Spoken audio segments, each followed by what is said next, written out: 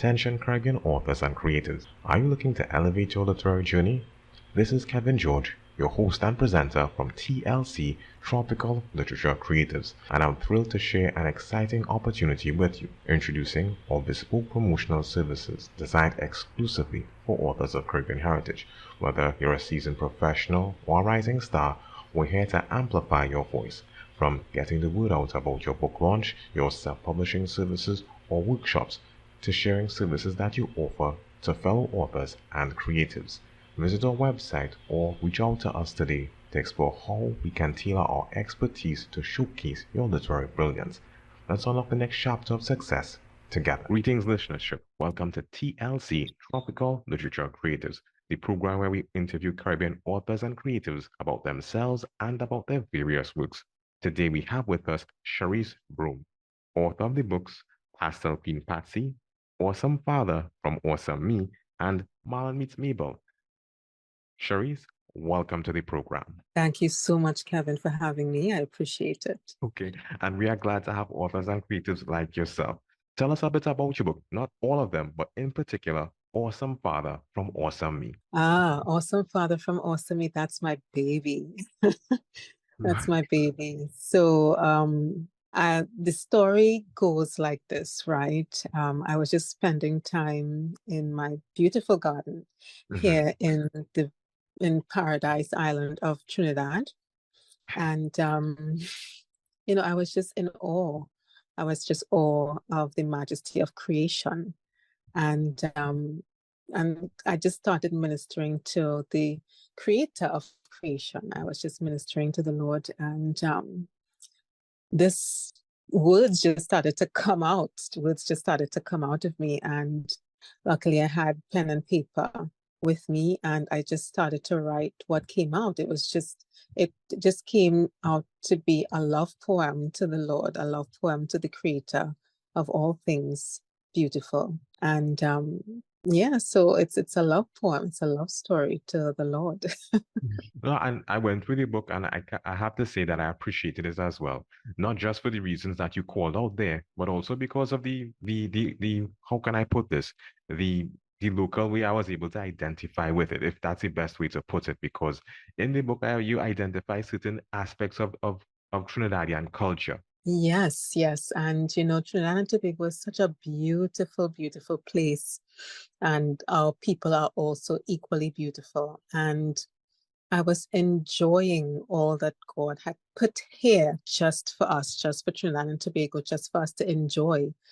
Everything that we eat and everything that we love, from nature, it's from Him. And I was so grateful. I was very grateful that, He would love us so much to think about us, to put these beautiful things here, all the cashew and the plum and the mango, everything that we love. And, I was in awe at creation that He actually did all of this for me. So, yes. Good enough reason. Good enough reason. In terms of the book itself, how long did it take you to put it together from the conception to the actual finished copy that you could have put into your hands? Oh, that's a tricky question. Because I would have penned that poem, I would have penned that love poem a number of years ago, right? And a certain other things started to happen that would have instigated me to actually do something with that poem. And so that happened like years after the fact. And so when it did, I got a little kick in the butt from a good friend, a godly friend. And, he was saying, stop sitting down on your talent. And I took that as a very good admonition, as one in love. And I started asking questions. I started doing some research. And so in 2020 or either 2020, I think it's 2020. Yes, I started doing all of that research. And by November 2021, I had an actual copy in my hand.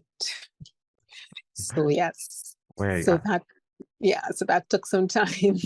no, no. I mean, you have to appreciate the friends that give us, that admonition, that kick in the butt, that figurative kick in the butt, as you call it, for us to Yes. stop resting on our laurels and our talents, and just get moving. Yes, yes, because we don't know, I mean, we don't know the day or time that we're gonna leave this earth, you know. It's not known to man what the next day would be. So, you have to make use of the time that you have. You have to make use of the now. Agreed, agreed. You had mentioned that you had to do research before you got things done. In Mhm. terms of the writing process, can you just give us some insight into some of the things that you'd have learned in publishing this book? I learned a lot. I learned a lot. And I met a lot of people as well. One of the things is that you can't stop asking questions, Okay, right? And okay. you can learn from other authors as well. You don't have to reinvent any wheel or anything like that, you know. So it was good to be able to gain access to other authors and gain information from other authors as well. So I made use of that as far as possible. So I messaged a few people. Mm-hmm. If they had an email address, I would have asked a question, found out, looked at their books, looked at their profiles, etc., and reached out to one or two of them. So that would have been it. That would have been some of the research. Then I was looking for editors. So that was very important. You have to find good editors to edit your book, and not only one, but perhaps if you can get more than one editor, that would be ideal. And Mm. then you have to research who illustrators that could work with your content. So Ah, that was something else. That was something else that I had to do, mm-hmm. And then I was a virgin in publishing. And so I knew nothing, nothing at all about publishing. So I had to look for a publisher or Ah, someone to put my book on Amazon. So, and to format it, etc., etc. So that was another another adventure. hmm. So yeah, those were some of the things that I had to do in order to get everything, all the parts together. Or in terms of the publishing, I neglected to ask, are you a self-published author or did you approach a publishing company to get your book published? No, I am a self-published author. Wow, interesting, interesting. So, I mean, like you said, you were in creative control of nearly every aspect of the book. Yes, yes. Can you tell us a little bit about the interaction that you might have had with the artists? Are they local? Because, and this is just me, just being ahead of myself. I mean, you're talking about doubles and stuff. Is it that you had to say, talk to the person, here's what I want to have something to illustrate doubles. Doubles is a Trinidadian meal. You think you want to try some doubles before you had it. Is this a conversation that you would have had? I don't know if this is a conversation that you would have had to have with the author, with the artist or so. Tell us a bit more. All right. So this illustrator was recommended by um, someone I met. Hmm, hmm. And this illustrator is not local. Ah. Um, but I didn't know that at the time. I only recognized that afterwards. But that that being said, she was very open to learn. Hmm, And I also had to bring in another illustrator, a local one. hmm. That's Revelino Guevara. He helped with fill in the blanks where the first illustrator was not able to. Ah, Um, so it's actually two persons worked on the illustrations for me for this book. So Pandalific Design Studio, they were the first ones hmm. that I approached, and they were very open to doing the project because it would have been their first and picture book, right? A picture book. Hmm. And so it was an adventure. It was an adventure for all parties. Wow. Okay. Okay. And it being an adventure, I'm imagining that, it wasn't always so seamless. Was that the case with this entire process? Was it a seamless process, or were there hiccups or adventures along the adventure? Yes, yeah, there would be because you're not working with a local illustrator. So she doesn't have first-hand knowledge or understanding of Trinidad and Tobago culture. So I would have to perhaps I sent her pictures, I sent her audio. You know, there's part of the book in Awesome Father from Awesome Me that talks about the bread van and the fish van and all of these vans that pass by selling different produce, right? So she would not know about something like this, right? So I would take audio of those vans so that she can get an idea, so that she would have in her mind, you know, what really takes place here. And so those were some of the things that I had to do. And then she was not, this book is also a book of faith. So she was not a believer. So some things she would not have grasped immediately. So those, I had to explain some things to her as well. But I think she was very patient with me, and I really appreciate that, you know, and she was open to learn, which is a characteristic that I really value in others as well. So I think because she was humble enough to learn, that we have a successful product in hand today. One of the things that I really appreciate about you is that we had a conversation before, and it seems that you have come from a family of not authors, sorry, a family of educators. I believe that your parents and even some of your siblings are teachers, in addition to yourself, who teaches Spanish and other languages. Where your book is concerned, as an educator, what are some of the takeaways you would want readers to have about your book? I want readers to understand who they are in the beloved, that they are awesome because the person who created them is awesome too. So, you know, identity is a big thing nowadays, and this book is about identity, knowing that you are loved, you are welcomed, and you are affirmed by the creator of creation, by this awesome father of fathers, and you are not abandoned. And yeah, I want people to understand that they have value in the creator's eyes, that they are awesome in his eyes. Yeah. Okay. And I could personally attest that it really was something like that. Yeah, I really did appreciate your writings. One of the things that I was curious about as well, I mean, you have a background in education, and like I mentioned, you teach different languages. I mean, why pursue writing? And just realize, yes, what I have a talent for writing, and just, you decided to pursue it. At least that's my takeaway from it. Is this the case? Is it that you decide to humble yourself and just go in the path of the way that you had a talent and decided to pursue it? Or is it that you're like, here's what I mean, maybe this writing thing has some profit in it. Let me just use this as another form of income. No, that was not the case, because I did have the time. I did have the time.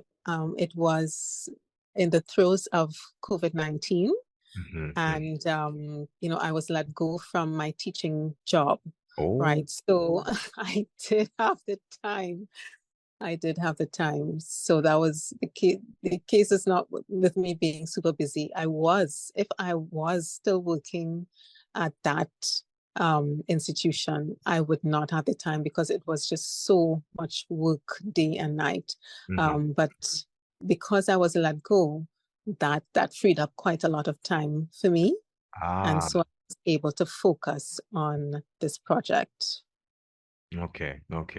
I mean, that does make sense. I mean, COVID was what it was, but it's really encouraging to know that there are some upsides that came out as a result of it. And I guess, well, Awesome Father, Awesome Me is one of the most notable upsides of it. Yes, Awesome Father from Awesome Me really was a beautiful product of something that was not beautiful in the world at the time. Yes. One of the things I know about authors who do self-publishing is that they're responsible for nearly every aspect of their book. In addition to the writing, getting it published, they have to do quite a bit of marketing. In terms of this book, can you tell us any of the creative marketing measures that you'd have had to employ to get the information about your book out there? Okay, well, in terms of marketing and promoting Awesome Father from Awesome Me, I went to the regular social media platforms, right? And even before that, I sent out a little message to my friends and family that, something good is going to happen pretty soon, and I want you all to be part of it. So I really engaged my family and my friends in this process. And they were very supportive, thankfully. And I used Facebook, I used Instagram as far as I knew it.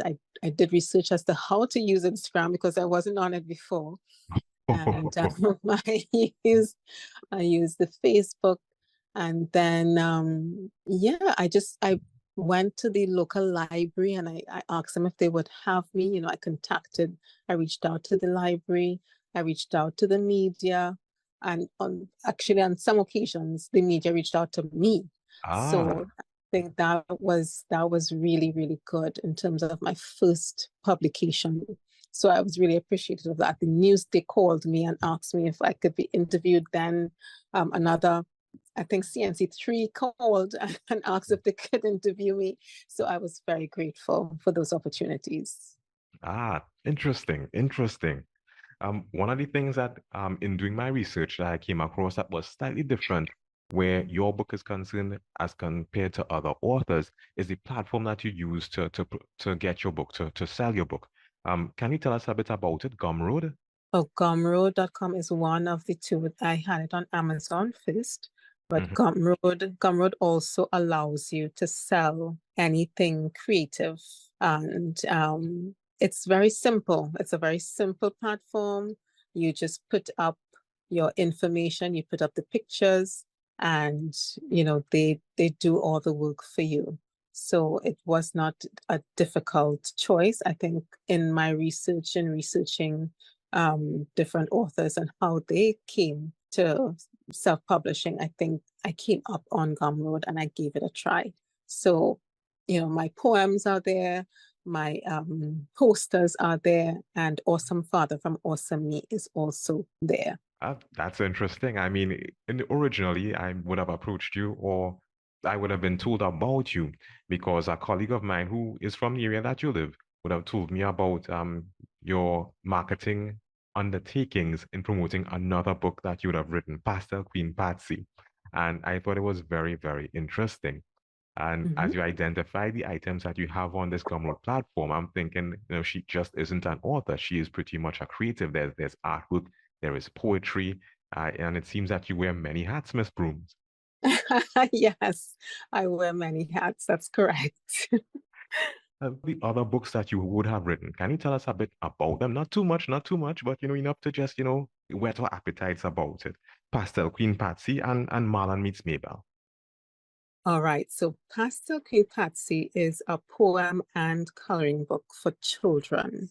Hmm. And that is about none other than Trinidad and Tobago pastels that we love so much at Christmas time, right? Hmm.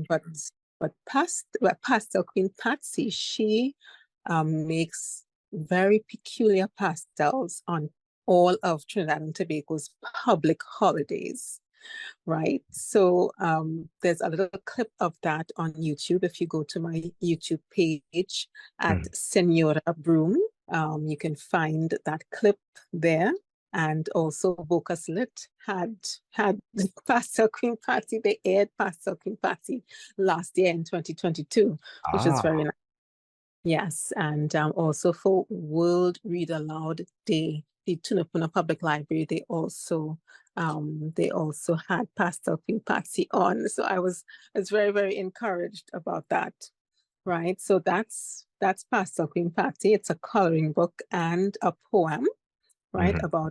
about pastels made in a peculiar way. And Marlon Meets Mabel is a sequel to the poem Mango Mouth Marlon. And we all know a mango mouth in our lives in Trinidad and Tobago, right?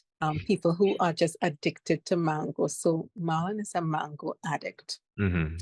And so the poem Mango Mouth Marlon is about the young Marlon, mango addict, and Marlon Meets Mabel is more of a coming of age, where Marlon is a little bit older and he sees this maiden in Marabella, and he falls in love. And it's just, it's a coming of age story. She is not impressed, and it's the story unfolds around Marlon and his mangoes and this maiden.